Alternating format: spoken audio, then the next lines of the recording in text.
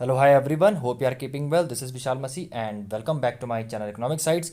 And today we will study that is chapter number 10 producer equilibrium. बहुत ही interesting chapter है और basically इसमें to theories हैं जो कि हम पढ़ने वाले हैं, उसी के बेस पे आपके क्वेश्चंस आएंगे।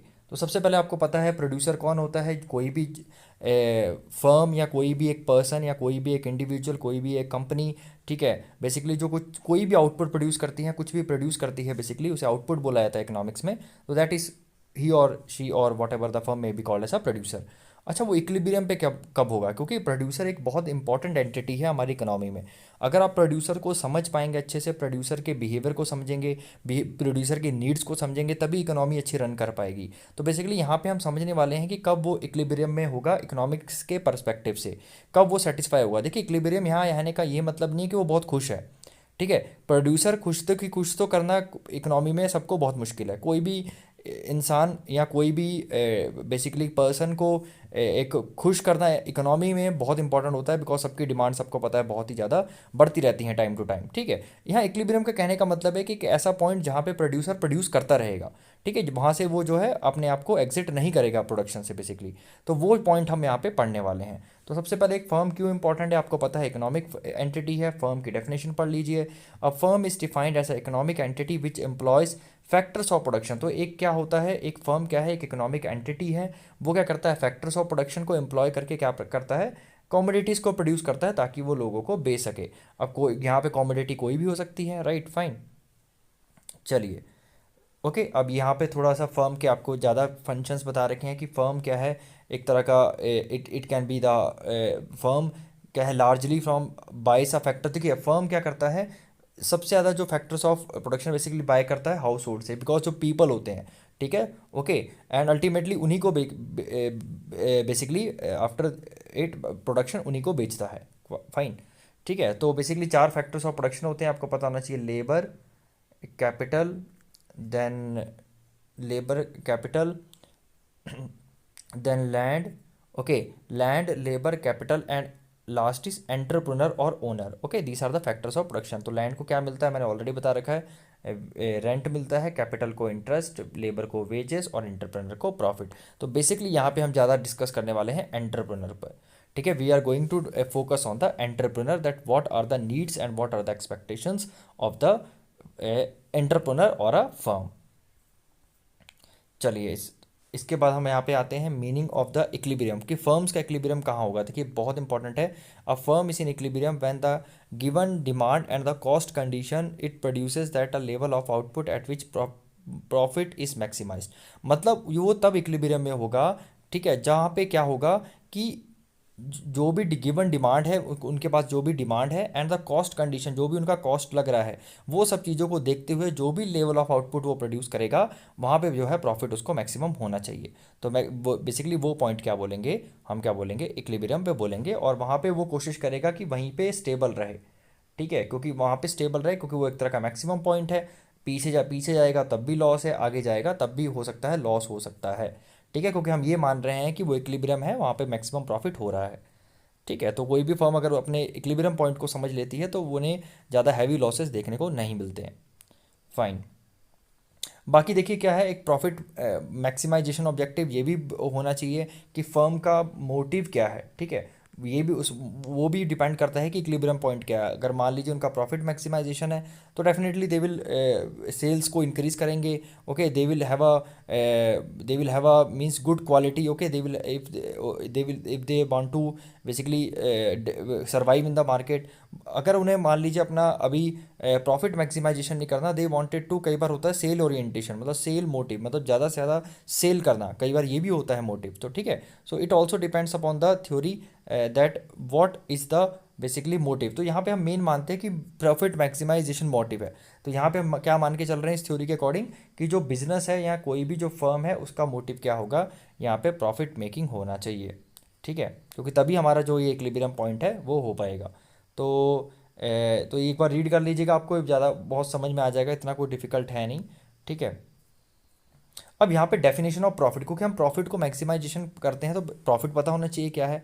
तो profit is defined as a difference between the revenue of the firm, जो फर्म रेवेन्यू अर्न करता है, और माइनस सेलिंग, और जो भी उसका कॉस्ट ऑफ प्रोडक्शन होता है, सेलिंग ऑफ आउटपुट में जितना भी उसका कॉस्ट ऑफ प्रोडक्शन लगता है उसे प्रोड्यूस करने में बेसिकली, ठीक है, सेल करने से जितना भी उसका रेवेन्यू होता है, जब रेवेन्यू में से आप कॉस्ट माइनस कर देंगे, which is called the basically R को टी आर से डिनोट किया जाता है टोटल रेवेन्यू, और कॉस्ट को टोटल कॉस्ट से डिनोट किया जाता है, इक्वल टू प्रॉफिट होता है। तो प्रॉफिट को पाई से डिनोट करते हैं इकोनॉमिक्स में। क्लियर हो गया? ठीक है, तो basically what is the formula for profit? Simply pi equal to और profit equal to T R minus T C. ठीक है, अब मेरी बात समझ में आपको आ गई होगी। ओके, सो नेक्स्ट है, that is very very important concept, that is normal profit. अच्छा, नॉर्मल प्रॉफिट क्या होता है? एक तो एबनॉर्मल प्रॉफिट तो आपने सुना होगा कि सुपर नॉर्म बहुत ज़्यादा हाई प्रॉफिट होता है, मतलब अच्छा खासा प्रॉफिट होना, सोच से ज़्यादा प्रॉफिट, तो वो आप तो होता है एबनॉर्मल। एक होता है आपका नॉर्मल प्रॉफिट होता है। देखिए, नॉर्मल प्रॉफिट में आपको एक एग्जांपल से समझाता हूँ ताकि आपको समझ में आ जाएगा। मान लीजिए कोई पेन बना है 4 रुपये में, ठीक है, एक पेन का कॉस्ट मान लीजिए कंपनी को पड़ रहा है कितने का, 4 रुपीज़। तो लेकिन कंपनी उसे 4 रुपये का नहीं बताती, कंपनी उसे 5 रुपये का बताती है। ठीक है, 1 रुपया वो प्लस ऐड कर लेते हैं, ये होता है उनका नॉर्मल प्रॉफिट। अब कॉस्ट ऑफ प्रोडक्शन 4 नहीं है, कॉस्ट ऑफ प्रोडक्शन 5 ही है। ये बताएंगे कि भैया हमारा कॉस्ट ऑफ प्रोडक्शन 5 रुपये लगा है हमें पेन बनाने में, लेकिन लगा कितना होता है, 4 रुपये लगा है। तो 1 रुपये वो होता है नॉर्मल प्रॉफिट होता है। अब जो जो लोगों को बेचा जाएगा वो 5 रुपये में नहीं बेचा जाएगा, वो बेचा जाएगा मान लीजिए 7 रुपये में, मान लीजिए 10 रुपये में। ठीक है, वो उनका अलग प्रॉफिट हो गया। तो बेसिकली ये जो 1 रुपया ऐड किया है, और जो 1 रुपया ऐड किया है ये सरकार खुद अलाउ करती है। क्यों? क्योंकि एक तरह का रिवॉर्ड दिया जाता है प्रोड्यूसर्स को, ताकि उन्होंने अपना जो रिस्क लिया है, रिस्क फैक्टर, ठीक है, क्योंकि एक रिस्क ले रहे हैं ना, ये रिस्क ही है। Production is always a risk, आपने पढ़ा है बिजनेस स्टडीज में। तो इसके रिवार्ड में एक तरह का आप अथॉरिटी या खुद आप कह सकते हो वो एक नॉर्मल प्रॉफिट जो है चार्ज करते हैं। तो नॉर्मल प्रॉफिट एक तरह का ये सस्टेन सर्वाइव करने में उनको हेल्प करता है लॉन्ग रन में, कि हाँ उन्हें नॉर्मल प्रॉफिट तो हो ही रहा है। तो मान लीजिए लॉन्ग रन में अगर उन्हें प्रोडिक्शन भी करना है उस चीज़ का, तो अगर उन्हें यहाँ पे एक्सेप्ट हो जाता है 5 रुपीज़ का प्राइस, तो उन्हें ये तो 100% उनके दिमाग में रहेगा, चलो 1 1 रुपये तो फ़ायदा हो ही रहा है उनको, इससे ज़्यादा होगा that's well and good, fine. अब आपको समझ में आ गया होगा नॉर्मल प्रॉफिट क्या होता है। तो नॉर्मल प्रॉफिट एक तरह का कॉस्ट ऑफ प्रोडक्शन में ही आता है, ध्यान रखिएगा। ठीक है, दो कॉस्ट ऑफ प्रोडक्शन होता नहीं है, लेकिन वो कॉस्ट ऑफ प्रोडक्शन में अपने इंक्लूड कर लेते हैं। So normal profit is defined that amount of profit that are high enough so that the firms are industry to induced in remain in the industry. मतलब वो उस इंडस्ट्री में रहे, वो प्रोडक्शन करता रहे, इतना एटलीस्ट उनको प्रॉफिट होना चाहिए। ठीक है, उनके मोराल को बूस्ट करने के लिए बेसिकली ये नॉर्मल प्रॉफिट होता है। Okay, now normal profit is considered is a part of, मैंने ऑलरेडी बता दिया कि part of cost of production ही होता है, तो इसे कॉस्ट में ही इंक्लूड करते हैं। आप कंपनी ये बताती है कि हमें 5 रुपये का बना है, लेकिन बना कितना होता है, 4 रुपये का बना होता है। तो 1 रुपया वो नॉर्मल प्रॉफिट होता है। अब इसके ऊपर से जितना टैक्स वैक्स जो भी प्रॉफिट और थोड़ा बहुत ऐड करके 6 7 रुपये 10 रुपये जो भी पेन का कॉस्ट आएगा वो इंक्लूड होगा। ठीक है, अब excess of revenue over cost, तो बेसिकली प्रॉफिट क्या है, प्रॉफिट इन द इकोनॉमिक्स कि जो revenue excess of revenue over the cost is basically called the आपका प्रॉफिट। ठीक है, बाकी ये ध्यान देख लीजिए, सुपर नॉर्मल क्या हो, प्योर प्रॉफिट इज नोन है सुपर नॉर्मल प्रॉफिट। तो प्योर प्रॉफिट यहाँ पे जो कॉस्ट ऑफ प्रोडक्शन हटा के, ठीक है, जो 5 रुपये के प्लस मान लीजिए 2 रुपये हुआ है, 7 रुपये का पेन बिका, तो यहाँ पे जो 2 रुपये होगा वो आपका क्या हो जाएगा, सुपर नॉर्मल प्रॉफिट हो जाएगा। तो ऐसे लॉसेस भी हो सकता है। ठीक है, चलिए अब आते हैं रूल्स फॉर प्रॉफिट मैक्सिमाइजेशन। आप कैसे कह सकते हैं कि किसी को प्रॉफिट मैक्सिमाइजेशन हो रहा है ना? आप किस स्टेज पे बोलेंगे या इकोनॉमिक्स में उसे कैसे डिफाइन बेसिकली किया जाएगा, ये बहुत इंपॉर्टेंट है। इसको आगे पढ़ते हैं। देखिए, इसके दो आप बेसिकली अब जो पढ़ने वाले हैं ना, ये जो इक्विलिब्रियम स्टेज है, प्रोड्यूसर इक्विलिब्रियम, मतलब बेसिकली यहाँ पे कैसे इक्विलिब्रियम बेसिकली क्या है कि जहाँ पे प्रॉफिट जो है मैक्सिमाइजेशन हो रहा है। तो प्रॉफिट मैक्सिमाइजेशन पढ़ने के लिए हमारे पास दो थ्योरी हैं, मैं फिर से बता रहा हूँ, यही इस चैप्टर की सोल है। ठीक है, कि प्रॉफिट मैक्सिमाइजेशन या इक्विलिब्रियम पॉइंट प्रोड्यूसर का पढ़ने के हमारे पास दो थ्योरी होती हैं, that is called also called approach. दो अप्रोच हैं, एक है आपका TRTC approach, total revenue total cost approach. दूसरी है आपकी मार्जिनल रेवेन्यू और मार्जिनल कॉस्ट कर्व। ठीक है, MR&MC अप्रोच। तो बेसिकली आपकी क्या है, मैं फिर से बता रहा हूँ, प्रोड्यूसर इक्विलिब्रियम। प्रोड्यूसर इक्विलिब्रियम कहाँ होगा, जहाँ पे प्रॉफिट मैक्सिमाइजेशन होगा। इसको पढ़ने की बेसिकली आपके पास क्या है, दो वो हैं, एक तो TRTC अप्रोच है, ठीक है, एक है MR/MC अप्रोच। ठीक है, ये होता है total revenue total cost curve approach, marginal revenue marginal cost curve. तो सबसे पहले हम पढ़ते हैं total revenue total cost curve. तो प्रोड्यूसर इक्विलिब्रियम आपको पता ही है, और अब पढ़ेंगे total revenue and total cost approach से। तो मैं आपको सीधा डायग्राम से समझाता हूँ, क्योंकि अगर डायग्राम के बेस पे कोई क्वेश्चन आता है तो आप इजीली समझा पाएंगे। आप एमसीक्यू बेस्ड कर पाएंगे अगर आपको डायग्राम अच्छे समझ में आता है। तो सबसे पहले तो आपको X axis Y axis draw करनी है। उसके बाद हम क्या अप्रोच पढ़ रहे हैं भैया, सीधी सी बात है, टी आर और टी सी अप्रोच पढ़ रहे हैं। तो टी आर कब आप स्ट्रेट लोगे, क्योंकि हम क्या पढ़ रहे हैं यहाँ, परफेक्ट कॉम्पिटिशन पढ़ रहे हैं। तो परफेक्ट कॉम्पिटिशन में क्या माना जाता है कि जो लाइन है वो स्ट्रेट अपवर्ड होती है टोटल रेवेन्यू। ठीक है, ये मतलब एक कांस्टेंट रेट से हमारा जो रेवेन्यू है वो आ रहा है और बढ़ रहा है। ठीक है, और जो टोटल रेवेन्यू वो जीरो हो सकता है, बिल्कुल जीरो हो सकता है। देखो टोटल रेवेन्यू जीरो से शुरू हुआ है, क्योंकि जब आपका प्रोडक्शन ही जीरो होगा, आउटपुट जीरो होगा, तो आपका रेवेन्यू भी जीरो होगा। लेकिन कॉस्ट आपका आपका क्या है, एस शेप्ड है या इन्वर्टेड एस शेप बोल सकते हैं, उससे आपका डिनोट किया गया है। क्यों, क्योंकि जीरो लेवल पे भी आपका कोई ना कोई कॉस्ट होगा। मतलब यहाँ देख लीजिए, यहाँ पे कॉस्ट जीरो लेकिन फिर ए से स्टार्ट हो रहा है आपका बेसिकली। मतलब इवन आउटपुट आपका जीरो है लेकिन तब भी कॉस्ट होगा। ऑब्वियसली बात है, आपको मैंने ऑलरेडी बता दिया है। यहाँ पे कौन सा कॉस्ट होगा, फिक्स्ड कॉस्ट होगा। ए पॉइंट पे कौन सा कॉस्ट होगा, ऐसे क्वेश्चन आ सकते हैं कि ए पॉइंट पे कौन सा कॉस्ट होगा, आप बोलेंगे it is a fixed cost. ठीक है, ओके क्योंकि इतना कॉस्ट तो कंपनी को बेयर करना ही पड़ेगा, भले वो प्रोड्यूस करे ना करे, क्योंकि उससे पहले उन्हें क्या लेबर को हायर करना पड़ेगा। लेबर तो लो छोड़िए, मशीनें तो लेनी ही पड़ेंगी, है ना। भले ही उनको प्रोडक्शन करने से पहले मशीनें तो लेनी पड़ेंगी। तो even if revenue is zero तब भी प्रोडक्ट कोई कॉस्ट तो ऊपर होता ही है। इसलिए आपका स्टार्टिंग में आपको हर समय आपको जो कॉस्ट का कर्व है वो हर समय ऊपर देखने को मिलेगा, रेवेन्यू नीचे। क्योंकि रेवेन्यू आपको पता है जीरो पे जीरो हो सकता है, लेकिन कॉस्ट कभी भी जीरो नहीं हो सकता। क्यों, क्योंकि हर समय वहाँ पे फिक्स्ड कॉस्ट तो रहेगा ही। अब ये मानते हैं हम कि जो पहले कॉस्ट है वो क्या करता है, डिक्लाइन करता है। डिक्लाइन करते करते करते करते फिर क्या करता है, ऊपर चला जाता है। धीरे धीरे क्या करता है, कंपनी क्या करती है, कॉस्ट फिर ऊपर बढ़ाती रहती है। ठीक है, और ये हमारा रेवेन्यू का है। तो यहाँ पे प्रोड्यूसर को देखना पड़ेगा कि भैया सबसे ज़्यादा गैप कहाँ पर है। सबसे ज़्यादा गैप मान लो ये पॉइंट सी है और ये पॉइंट ई है। ठीक है, तो इसको जब ज्वाइन करोगे तो मतलब इतना आउटपुट करेगा वो, इतना आउटपुट रखने की कोशिश करेगा। क्यों, क्योंकि यहाँ पे उसे प्रॉफिट मैक्सिमम हो रहा है। अच्छा, ज़्यादा अगर बढ़ाना चाहे तो बढ़ा सकता है, बिल्कुल बढ़ा सकता है। कहाँ तक बढ़ाएगा, यहाँ तक बढ़ाएगा पॉइंट। मैं फिर से बता रहा हूँ आपको, देखिए मैं फिर से क्लियर करके बताता हूँ। सबसे पहले आपको टी आर बनाना है, वो स्ट्रेट लाइन लेनी है, क्योंकि हम क्या पढ़ रहे हैं, परफेक्ट कॉम्पिटिशन का केस पढ़ रहे हैं। ठीक है, टोटल रेवेन्यू हमारा कॉन्स्टेंट रहेगा, और जो टोटल कॉस्ट कर्व है वो इन्वर्टेड एस शेप होती है। क्यों इन्वर्टेड एस शेप होती है, कि मतलब जीरो लेवल पे भी आपका कोई ना कोई कॉस्ट यहाँ पे ए रहने वाला है। ठीक है, अब वो स्टार्टिंग में कॉस्ट आपका क्या है, डिक्लाइन होता है। ठीक है, क्योंकि हमारे जो, आपको मैंने बताया था प्रोडक्शन में, आपने क्या पढ़ा था कि हमारा जो स्टार्टिंग में हम प्रोडक्शन बहुत अच्छे से करते हैं, हम सब फैक्टर्स को अच्छे से यूज़ करते हैं, हम लेबर पे ध्यान रखते हैं, इसलिए हमारा जो कॉस्ट ऑफ प्रोडक्शन नीचे जाता है। और एक पॉइंट तक नीचे आता है, फिर धीरे धीरे बढ़ने लग जाता है, क्योंकि जब बहुत ज़्यादा प्रोडक्शन होने लग जाता है तो भसड़ हो जाती है, पता है आपको। फिर उसको हैंडल करना बहुत मुश्किल हो जाता है, उसकी वजह से कॉस्ट 100% ऊपर जाएगा आपका। तो जब हम टी आर ऐसे यहाँ पे ज्वाइन कर देंगे, तो यहाँ पे आप देख पा रहे हैं कि ये जो पॉइंट है यहाँ पे आपका टोटल कॉस्ट ज़्यादा है टोटल रेवेन्यू से, तो ये इक्विलिब्रियम पॉइंट तो हो नहीं सकता। ये पॉइंट यहाँ पे इक्वल हो जा रहा है, आपका टोटल कॉस्ट आपका किसके बराबर हो जा रहा है, टोटल रेवेन्यू के। इसे बोलते हैं ब्रेक इवन पॉइंट, ध्यान रखना ये होता है ब्रेक इवन पॉइंट। इसके नीचे से हमारा प्रॉफिट होना शुरू हो जाता है। देखिए प्रॉफिट हो रहा है यहाँ पे, क्योंकि हमारा कॉस्ट नीचे है और रेवेन्यू ऊपर है, तो ऑब्वियसली बात है क्या आता है, T R is greater than total cost. तो ये हिस्सा दिखा रहा है। अब इस अगर जो मैंने आपको ये जो शेड किया है, इसमें भी मैं बेस्ट एरिया देखूँ तो ये है।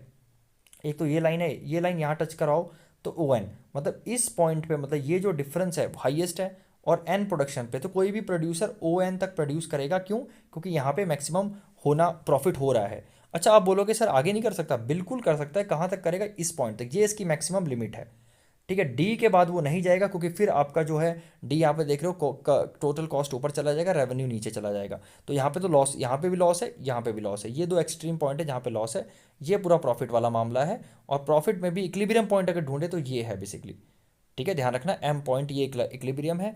ठीक है, तो ओ एम हमारा इक्विलिब्रियम है, और अगर वो आउटपुट करना चाहे तो कहाँ तक कर सकता है, ओ एन तक कर सकता है, क्योंकि यहाँ तक उसको बेसिकली क्या होने वाला है, प्रॉफिट होने वाला है। ठीक है, यहाँ तक उसको प्रॉफिट होने वाला है। ठीक है, ये भी प्रॉफिट ही है बेसिकली, तो यहाँ पे वो यहाँ तक कर सकता है, लेकिन इसके बाद वो नहीं करेगा। बाकी स्टेबिलिटी की बात करें, यहाँ पे वो स्टेबल रहने की कोशिश करेगा, क्योंकि हम स्टेबिलिटी ज़्यादा पढ़ते हैं। क्योंकि ठीक है, हम यहाँ पे ये मानते हैं कि चलो वो ज़्यादा मतलब ज़्यादा क्या कहते हैं, अगर वो ज़्यादा बेसिकली ग्रीडी नहीं हो रहा है, तो अगर वो स्टेबल भी होना चाहे तो यहाँ पे स्टेबल हो सकता है। हाँ, प्रोड्यूस करना चाहे आगे कर सकता है, यहाँ पे प्रॉफिट कम है लेकिन हो तो रहा है, डी तक कर सकता है। ठीक है, उसके बाद नहीं। तो आपको समझ में आ गया होगा डायग्राम, मैंने अच्छे से समझा दिया आपको। ठीक है, आपका यहाँ से क्वेश्चन बन सकता है कि ए ऊपर क्यों है इनिशियली, तो आप बोलोगे कि कॉस्ट तो होगा ही होगा, आपका वेरिएबल कॉस्ट जीरो हो सकता है, आउटपुट से, लेकिन आपका जो टोटल फिक्स्ड कॉस्ट है वो तो फिक्स्ड कॉस्ट जो है वो तो रहेगा रहेगा। इसलिए कॉस्ट कब स्टार्टिंग में ऊपर रहता है रेवेन्यू से, फिर धीरे धीरे रेवेन्यू ऊपर जाता है। कॉस्ट कब स्टार्टिंग में इनिशियली नीचे क्यों जाता है? क्योंकि हमारे इंक्रीजिंग रिटर्न होते हैं। इंक्रीजिंग रिटर्न का मतलब है हम अब फैक्टर्स अच्छे से यूज़ करते हैं, हम लेबर पे ध्यान देते हैं, डंडा लेके चढ़े रहते हैं, बेटा सही से काम कर, सही से काम कर, है ना। तो लेकिन धीरे धीरे जैसे जैसे प्रोडक्शन बढ़ता रहता है, आप फैक्टर्स बढ़ाते रहते हो, फैक्टर्स ऑफ प्रोडक्शन इंक्रीज करते रहते हो, उनको मैनेज करना मुश्किल होता रहता है, इसलिए हमारा कॉस्ट जो है हाई जाता है। ठीक है, अब मेरी बात मैंने आपको पूरा अच्छे से समझा दिया, जो इसमें पूरी जो है बकवास लिखी है मैंने आपको पूरा समझा दिया है, तो आप इसे एक बार रीड कर लेना, आपको समझ में आ जाएगा। ठीक है, I want read it again because I have already explained it very well. ठीक है, अब दूसरी अप्रोच है हमारी, that is a marginal producers from equilibrium, marginal revenue and marginal cost. मैंने ऑलरेडी बताया था दो हमारी अप्रोच है, तो हम दूसरी अप्रोच पढ़ने वाले हैं, एमआर और एमसी अप्रोच। ओके, ये दूसरी अप्रोच है, तो इसके कुछ रूल्स हैं वो पढ़ लेते हैं सबसे पहले, कि ये कब डिसाइड करेगा कि प्रोड्यूस करना कि नहीं करना शॉर्ट रन में। देखिए सिंपल सी बात है, जब प्राइस किसके बराबर होगा? Greater than equal to average variable cost. यहाँ और इजीली समझा दूँ आपको, एवरेज रेवेन्यू जब ज़्यादा होगा या equal to average variable cost होगा आपका। ठीक है, इसका कहने का मतलब है कि वेरिएबल कॉस्ट क्या है? देखो, जो दिन डे टू डे एक्सपेंसेस है, यहाँ फिक्स्ड कॉस्ट तो ऑलरेडी हो चुका है आपका, फिक्स्ड कॉस्ट तो ऑलरेडी हो चुका है, तो वेरिएबल कॉस्ट आपके डे टू डे चेंज होते रहते हैं। और एवरेज रेवेन्यू मतलब जो आपको पैसा मिल रहा है, जो उसका प्राइस है। अगर मान लीजिए एवरेज रेवेन्यू इससे कम हो गया, मतलब इसका मतलब क्या है? आप डे टू डे अपने खर्चे भी नहीं पूरे कर पा रहे हो ना, तब तो ये इसका पॉइंट है। मतलब कब तक वो डिसाइड करेगा, कब तक प्रोड्यूस करने की डिसाइड करेगा? जब तक आपका एवरेज रेवेन्यू ज़्यादा रहेगा या इक्वल टू रहेगा एवरेज वेरिएबल कॉस्ट। या तो उसका रेवेन्यू ज़्यादा रहे, है ना, मतलब एवरेज रेवेन्यू या कॉस्ट से ज़्यादा रहे, या वो इक्वल हो जाए। इक्वल पे भी प्रोड्यूसर कोई ना कोई रिस्क ले ही लेगा, चलो यार इक्वल जितना हमारा लग रहा है, जितना हमें मिल, जितना हमारी लागत है उतना हमें मिलता जा रहा है, हम आगे रिस्क ले सकते हैं। लेकिन अगर मान लीजिए ये कंडीशन आ जाए कि average revenue is less then average variable cost, equal भी नहीं है, कम है, मतलब एवरेज वेरिएबल कॉस्ट ज़्यादा है और एवरेज रेवेन्यू कम है, मतलब आपके जो डे टू डे एक्सपेंसेस हैं, आपके एवरेज वेरिएबल कॉस्ट क्या शो करता है? आपके डे टू डे एक्सपेंसेस वो मतलब ज़्यादा है आपके जो रेवेन्यू से, जो आपको पैसा मिल रहा है बेच के। तो डेफिनेटली ये तो कोई बेवकूफ़ी होगा इस पर प्रोड्यूस करेगा, तो यहाँ आपका आ जाएगा शट डाउन पॉइंट बेसिकली। ठीक है, ठीक है, ओके। सो यहाँ पे लिखा भी, यहाँ पे शट डाउन पॉइंट जरूर देख लीजिएगा आपका, कि यहाँ पे क्या है, firm is set to be in situation of shut down. Okay, वहाँ पे ओके, जहाँ पे आपकी insufficient to meet variable cost, जहाँ पे आपका आपका क्या है कॉस्ट, आप मतलब आप ये कह सकते हो कि A R equal to less sorry greater than equal to average. अगर इस पॉइंट के बियॉन्ड, इस पॉइंट से आगे जाता है, इस पॉइंट से अगर एवरेज रेवेन्यू कम होता है, मतलब ये बढ़ता है, ठीक है, तो यहाँ का एक्सट्रीम पॉइंट अगर आगे जाता है तो डेफिनेटली वो क्या हो जाएगा? शट डाउन पॉइंट आ जाएगा, वहाँ पे प्रोडक्शन नहीं कर सकते आप। ठीक है, यहाँ पे लिखा भी है, देखिए, a profit maximization firm will never like to lose more than its fixed cost when a price drop so low that the revenue insufficient to meet. तो जहाँ पे वो वेरिएबल कॉस्ट भी अपना कवर नहीं कर पा रहे हैं, ठीक है, डे टू डे एक्सपेंसेस भी कवर नहीं कर पा रहे हैं, उसको बोलेंगे हम शट डाउन पॉइंट। ठीक है, अब मेरी बात आपको समझ में आ गई होगी, तो वहाँ तक वो प्रोड्यूस करेंगे। ठीक है, ओके, और शट डाउन पॉइंट तक माना जाता है कि प्रोड्यूसर प्रोड्यूस कर सकता है शॉर्ट रन में। फाइन, तो यहाँ पे आपको ध्यान रख ली, मैंने आपको ऑलरेडी ये सब बता दिया है। ओके, यहाँ पे एक बार फिर से रीड कर लेते हैं। This means that a firm will produce output only if the price और the average revenue covers at least the average cost, मतलब एटलीस्ट प्राइस उसके बराबर होना चाहिए। तो ये इसका शट डाउन पॉइंट मान लो, या आप कह लो एक्सट्रीम पॉइंट है, कि जहाँ पे प्राइस आपका एवरेज वेरिएबल कॉस्ट है, इसके आगे इसके बाद प्रोडक्शन करना मुश्किल है, अगर ये ऊपर जाएगा तो आपका। ठीक है, because in this case the losses in the production would be equal to or less to the losses in the case of shutdown, तो ऑब्वियसली बात है लॉस होगा उसके बाद। ठीक है, so if the price equals the average variable cost, तो if the price equals the average variable cost it means the price is covering only the average cost, it is not able to cover the fixed cost at all.